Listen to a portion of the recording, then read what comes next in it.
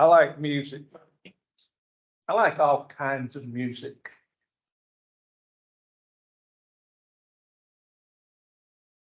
But I guess my favorite kind of music is old country music. I think I'm an old soul. Now I love some of the new songs. Uh, the one that Jay introduced us to a couple of weeks ago, If That Isn't Love, song by a lady by the name of Dottie Rambo. Uh, wonderful, wonderful message in it. But some of the older songs have messages that basically come from the heart. They're written by people who not only knew how to write music, this was their life. We've looked at some of the songs and the history behind them. And we've looked at them and we said, okay, I can see what that person's going through. One of my favorite songs, It Is Well With My Soul, written by a man by the name of Horatio Spafford, written when he was going on a ship right across the area where just a few months prior there'd been a wreck and his entire family, except his wife, had been lost at sea. And he wrote, It Is Well With My Soul. We talked about Amazing Grace, written by John Newton, an ex-African slave trader who was converted and wrote the song Amazing Grace, how sweet the sound that saved a wretch like me.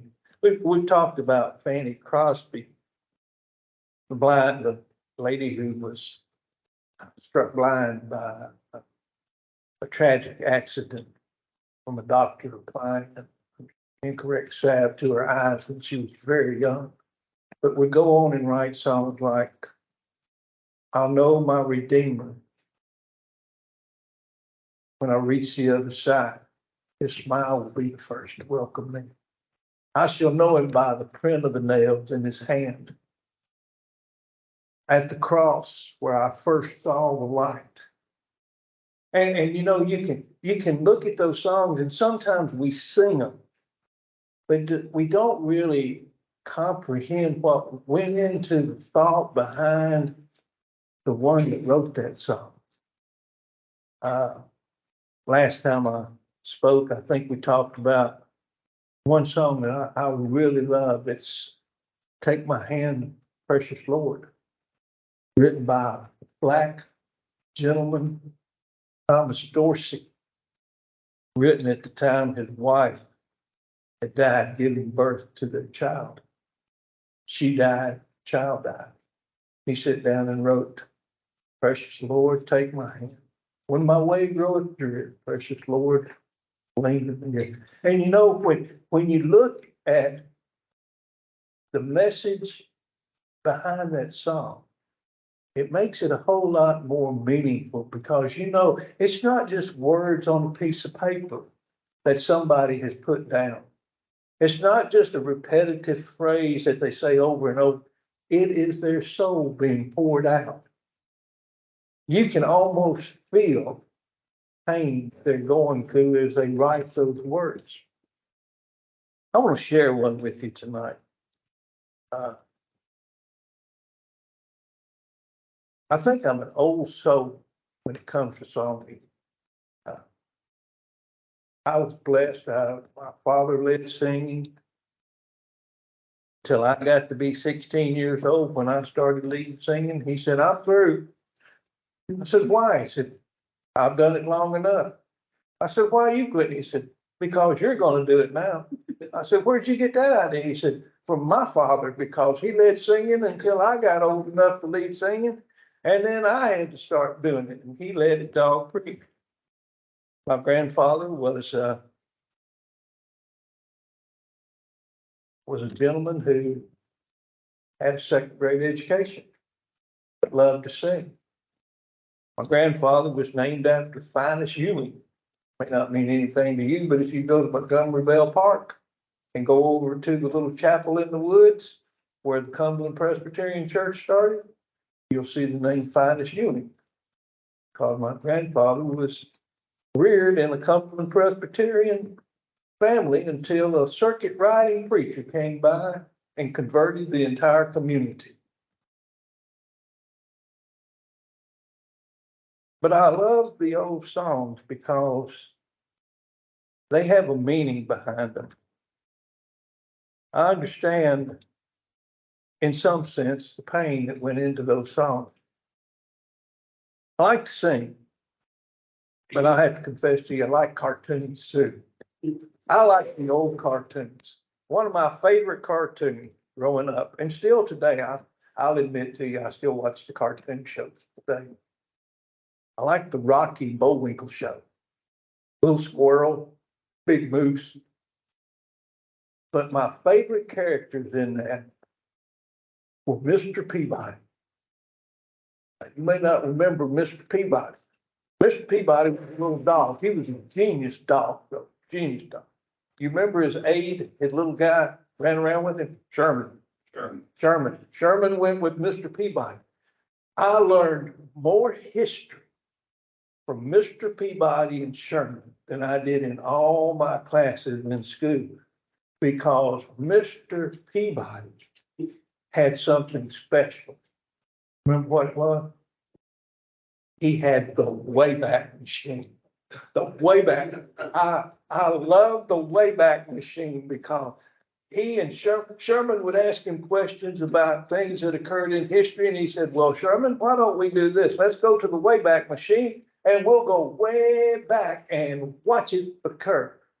I want you to go with me in the Wayback Machine tonight. The year we're going, we'll set the dial for 1889. And we're going back to an area in the middle of Texas, Comanche County, Texas. Bet you can guess what it was named after. We're at the home of Rodney and Frances Bryant. They are expecting their first child. And in February of 1889, a little girl is born to the Bryants.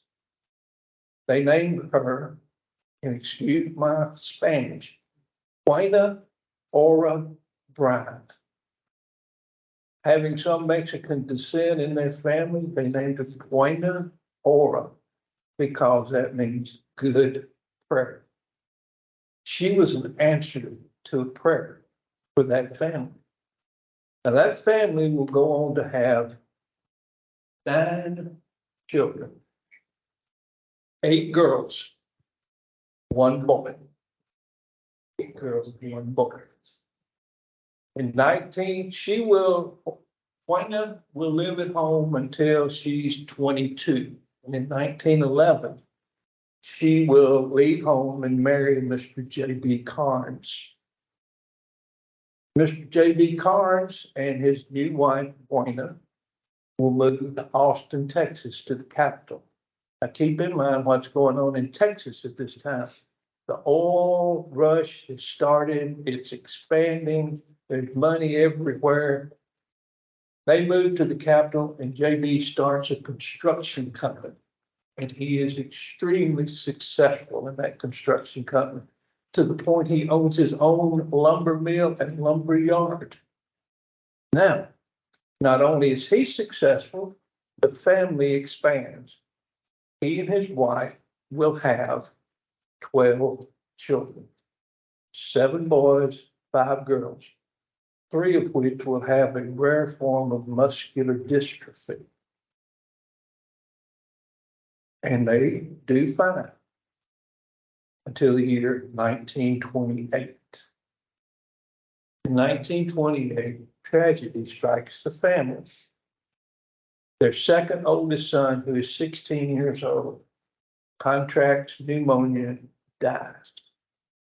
That same year, there's a devastating fire at the lumber yard.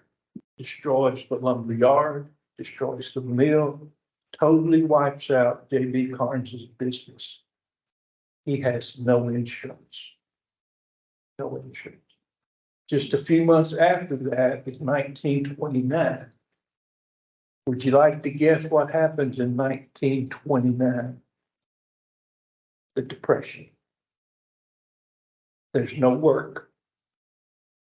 The Carnes and their now 11 children live on their savings for as long as they can, and then they're destitute, have nothing. They pack up the family, they move to the farm where they become sharecroppers, picking cotton, doing anything they can to make a living. Now,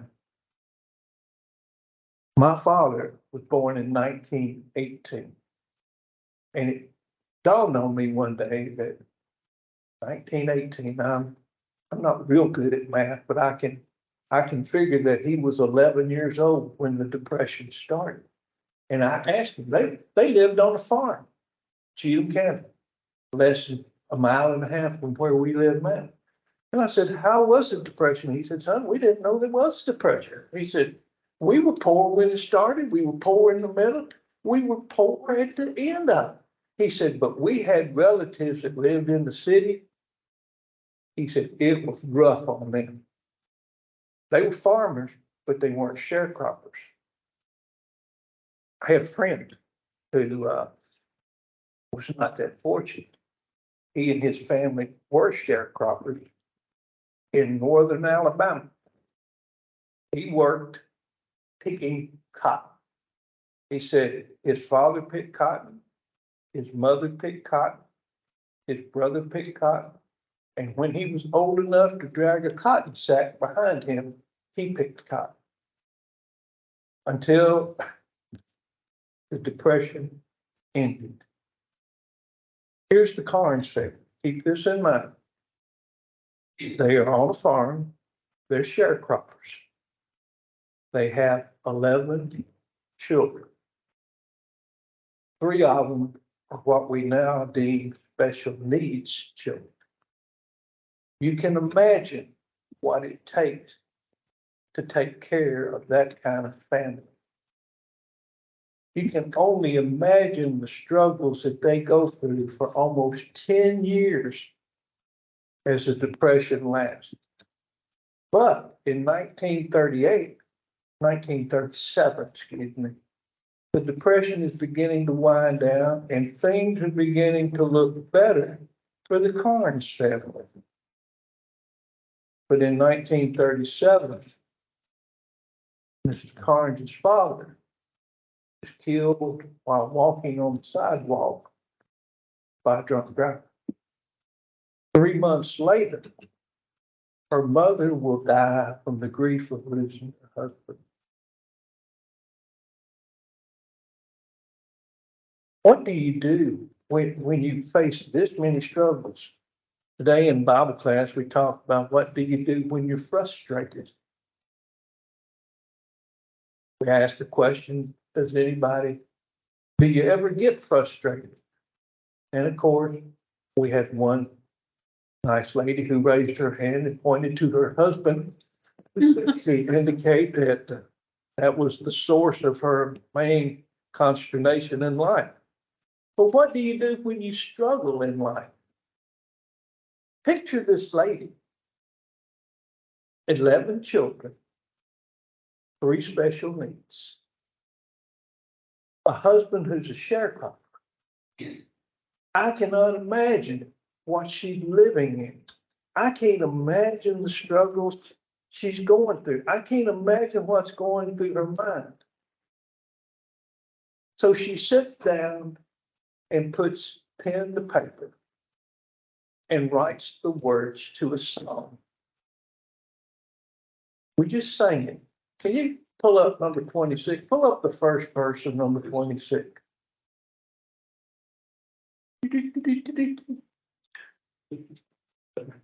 26. You'll have to look in your songbook. They didn't put everything in the songbook. Ain't everything on that. Look in the songbook in the upper left-hand side. Number 26. Look in the upper left-hand, right below. Let me make sure. Excuse me while I go get my song.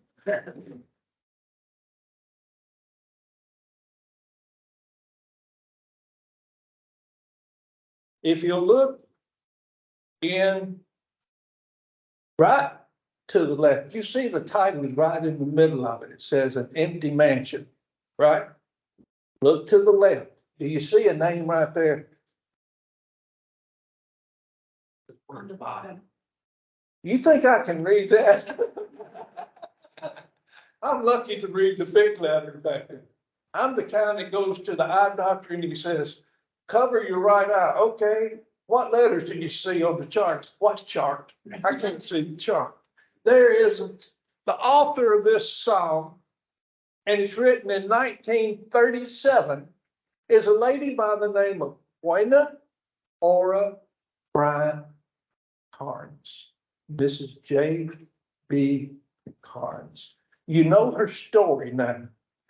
You've been through the Wayback Machine, and I've told you, in 1937, here's what she has faced over the past 10 years.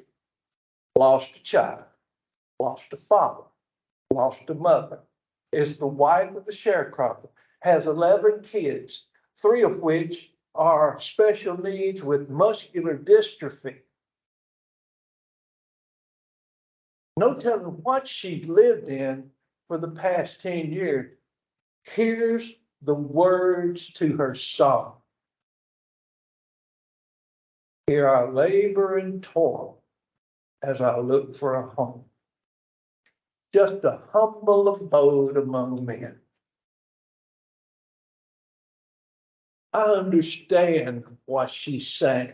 Do you notice how she starts? She said, here I labor and toil. There's nothing wrong with work. Jay pointed that out on Wednesday night, even in the garden. In Genesis, we find this account. And God put man in the garden and told him to tend and to keep it. There's nothing wrong with labor.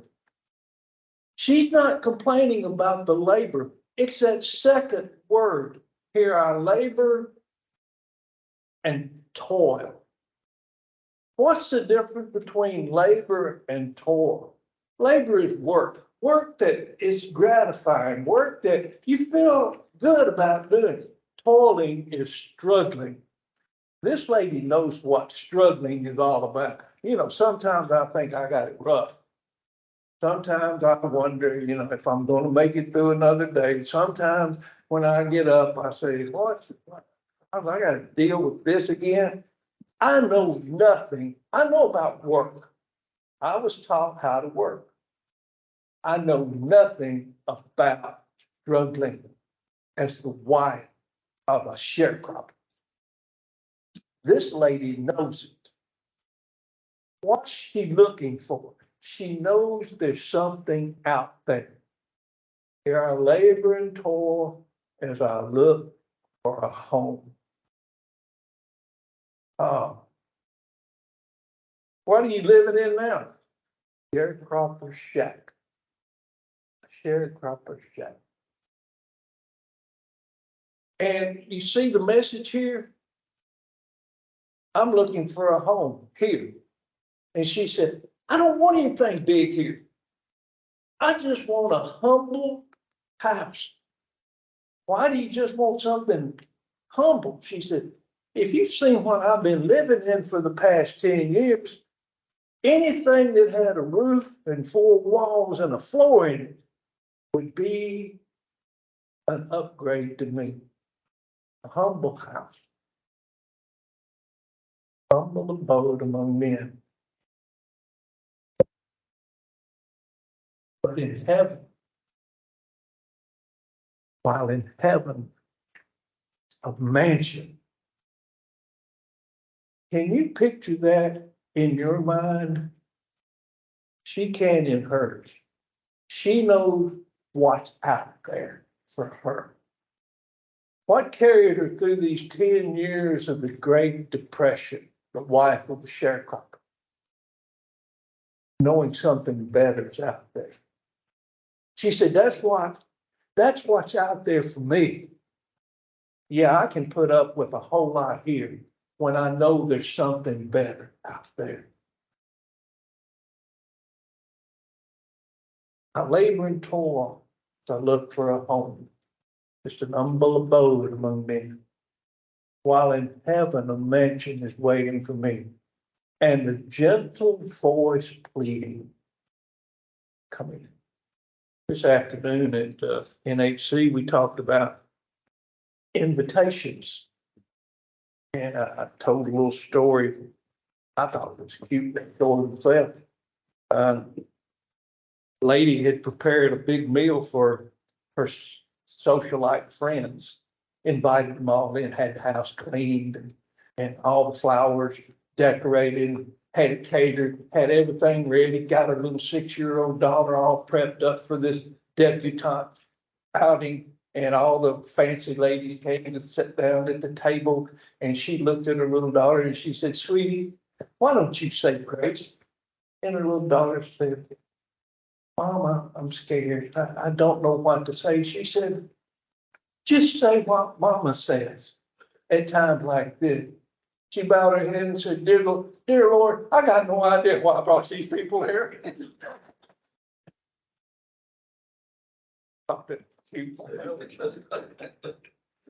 But here's a woman who says, I don't want a lot in this world. I'd be satisfied with a humble abode. But when it's over, I got a mansion. You think she read or heard read John 14? Let not your hearts be troubled. You believe in God, believe also in me. In my Father's house are many mansions. Now, some versions say many rooms. I don't like that version. Many abiding places. I don't like that version. I like the version that says there are many mansions. Amen. Because to me, I told you I like country music. I like country music because Harlan Howard, I don't know if you've heard of Harlan Howard. Harlan wrote like 4,000 songs. He wrote one of my favorites, I Fall to Pieces by Patsy Cline. I'm a big Patsy Cline fan. But they asked him one day, said, what's the key to writing country music? What makes country music different? He said, country music is 3 chords and the truth. This woman writes the truth. She wants a mansion. And she's not too proud to say that. Is it wrong to want that? No. Why? Because of what she does and said in the next verse. Skip through the chorus. There you go. Hey, you're getting good at this. How does she know that it's out there? Ever thankful am I that my Savior and Lord promised unto the weary sweet rest. Here's a woman, you've heard her story. Here's a woman who'd been through all of this 10 years of destitute poverty. And those first 2 words are this: ever thankful am I. I got trouble being thankful. I can't think of the lady's name who went through the Holocaust. She was in one of the German POW camps, and the barrack she was in was inundated with fleas. And it was so bad that the guards wouldn't even come in to the barracks. And she prayed every night, God, thank you for the fleas. I can't be thankful a lot of times when things aren't going the way I want them to go. But here's a woman who's lived through everything we talked about and starts this verse off, I'm thankful all the time. How can you be that way?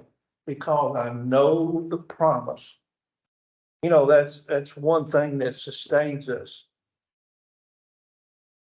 Abraham, it says, trusted God because he knew whatever God promised, he was able to perform.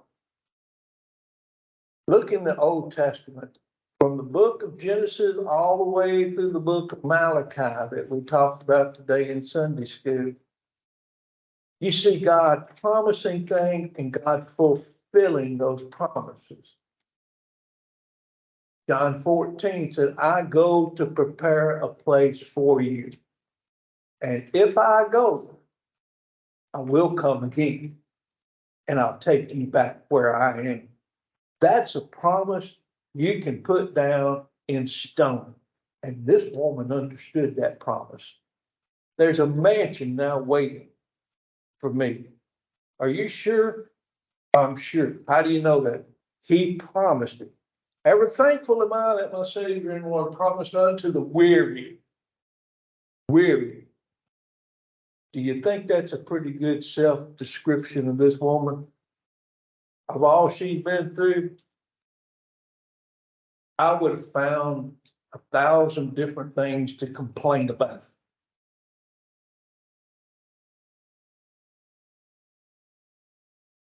Promised unto the weary sweet rest.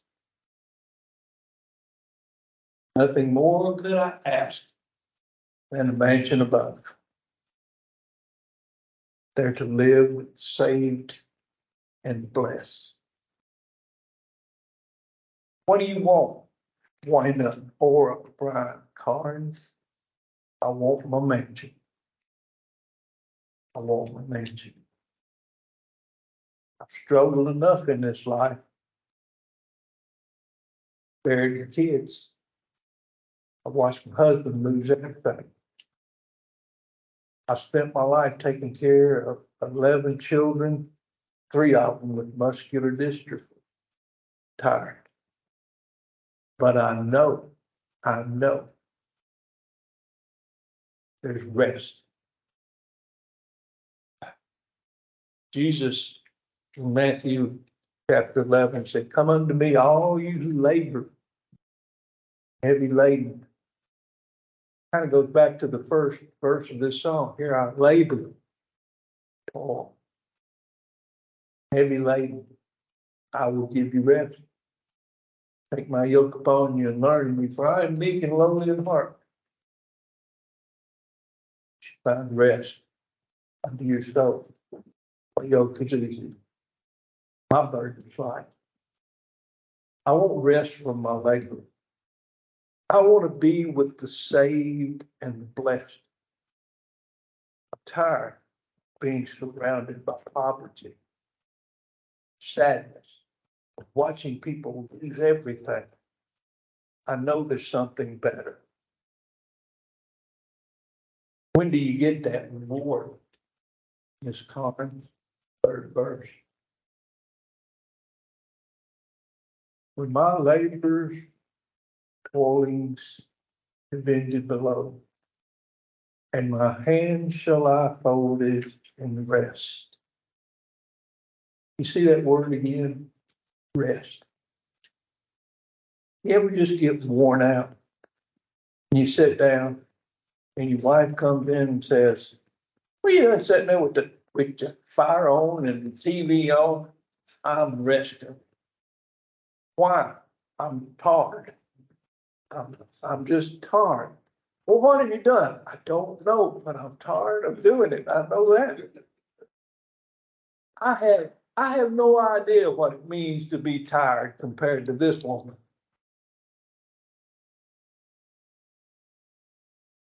And I know that one day there's a rest for me. Writer, Book of Revelation put it this way: blessed are the dead who die in the Lord. And it says the Spirit, they rest from their labors. The works do follow after them. My hands one day will lie folded in rest. We talked today at NHC about getting invitations. There's a difference between an invitation and an appointment. The writer said it is appointed unto man once to die. Not an invitation. It's an appointment. You can't turn it down. I've shared with you a lot of sayings that my guru friend Jerry Biggs had. He was an ex-Hells Angel biker that taught me more about life than anybody. He said, life, we talked about life one day, and he said, life is like a Ferris wheel. Now, I thought that was pretty good. I'm sure the analogy was going to be something I would hold on to for years. I said, what do you mean by that, Jerry? What do you mean life is like a Ferris wheel? He said, you get on the ride and you just go round and around and around and around till the guy who's operating the ride stops it at the bottom and tells you it's time to get off. And that is life. This woman said, I've gone around and then round and around in this circle. I've struggled. The Lord only knows what she's gone through. But there's something better out there. My hands lie open and rest. I heard something today. We were talking, leaving NHC. And I said, I heard one lady say to another one that it's good to see you today. She said, it's better to be seen than viewed.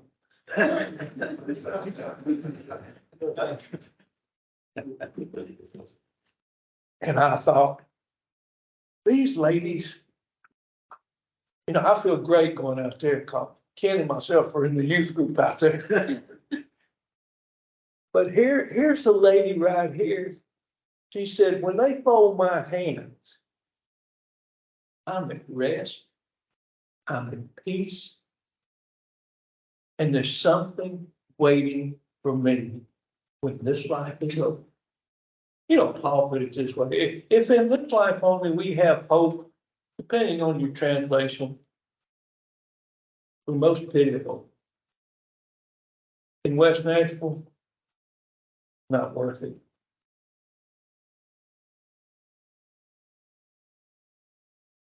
My labors and toilings have ended below. My hand shall lie folded in rest. I'll exchange this old home for a mansion over there and invite the archangel as guest. Boy, doesn't that just paint a picture for you? And can't you imagine the thoughts going through this lady's mind as she writes this? Just lost her father, lost her mother, lost her child. What else could go wrong? Something better. I'm going to make a change one day. First verse, she asked the question, what are you looking for? Looking for that mansion. How do you know you'll get it? He promised it to you. When you going to get it? When my struggles here are over with. When God has finished up with me on this earth. I don't know when that'll be for you. I don't know when that'll be for me. I don't know when it'll be for anybody. I always think about that little lady up at Charlotte Avenue who would always say, I don't know why I'm still here. God, my son passed away, my husband passed away. One of two things. Either God has a purpose for you, still on this earth, or even God don't want you, one of the two. And we'd have that same conversation every month. There's something better.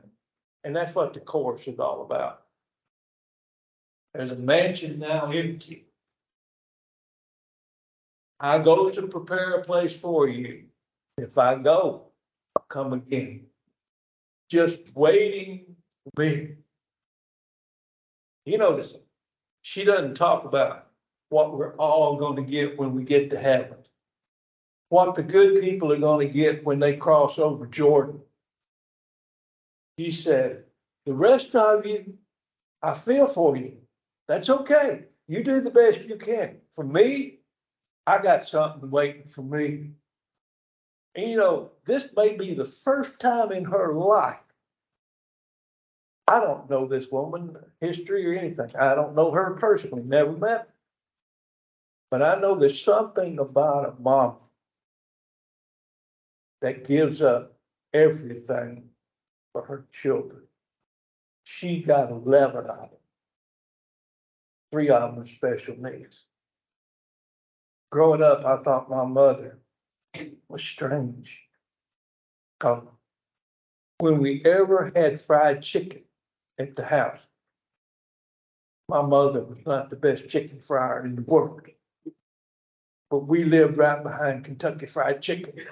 So the Colonel could whoop up some mean chicken. My mother always wanted the back and the wing. And I thought, that's kind of strange. But it finally dawned on me that in that bucket, there was breast, there were drumsticks, there were thighs, but there was always a back and wing in there. They considered that white meat. You had to pay extra to get white meat. But she always wanted those. Not because she liked those, because she wanted us to have the best. This is the first time in this woman's life she said, there's something out there and it's mine. It's mine. I hope you have one too. My friend, the philosopher, told me one day, he said, JD, I'd love to have what you have. Oh, that's kind of silly. But he went on to finish that statement. He said, JD, I'd love to have what you have, and you have something better. And I thought, that's pretty good. He said, there's something out there for me at the end of life, troublesome way. You think this woman understood troublesome way? Oh, no doubt about it. Imagine now, if just waited for me at the end of life, troublesome way. The next line, many friends and dear loved ones will welcome me there. If you've ever looked at the songbook Sacred Selections, I learned that you got to look real closely at the words in the song. Sometimes they change. We went to sing at a funeral when they wanted this song. Well, we had Christian hymns number 2 at church. But when we went to sing, we had special books. We take Sacred Selections. Well, when you get to the chorus of this song in Sacred Selections, the editor there did not believe he would know anybody in heaven. That line ain't in this song in Sacred Selections. So we're at this funeral, and I'm singing this song, and all at once, many friends, and I look and everybody's saying, the words say, and I know that my Savior will welcome me there. And I'm thinking, before I knew Steve, and I knew Steve makes up words sometimes. I thought, I hope the people whose family we're singing for doesn't realize that we have just really messed this one up. Many friends and dear loved ones will welcome me there. Near the door of that mansion somewhere. What a thought. What a thought. Written by a woman, if you met her on the street, you probably wouldn't think she had a dime to her name. But she got something. She got a mansion waiting for her. You wouldn't know it by looking at it.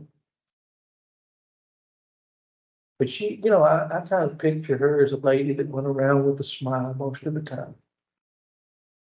Not because of the situation in life. Sometimes in life, we can't smile at the situation.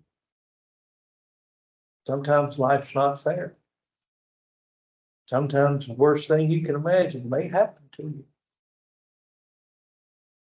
But I do know that there's something better when this one's over with. Come unto me, all ye that labor and are heavy laden, and I will give you rest. That's a beautiful thought. But probably the most beautiful part about it is this. That includes me. I've been invited.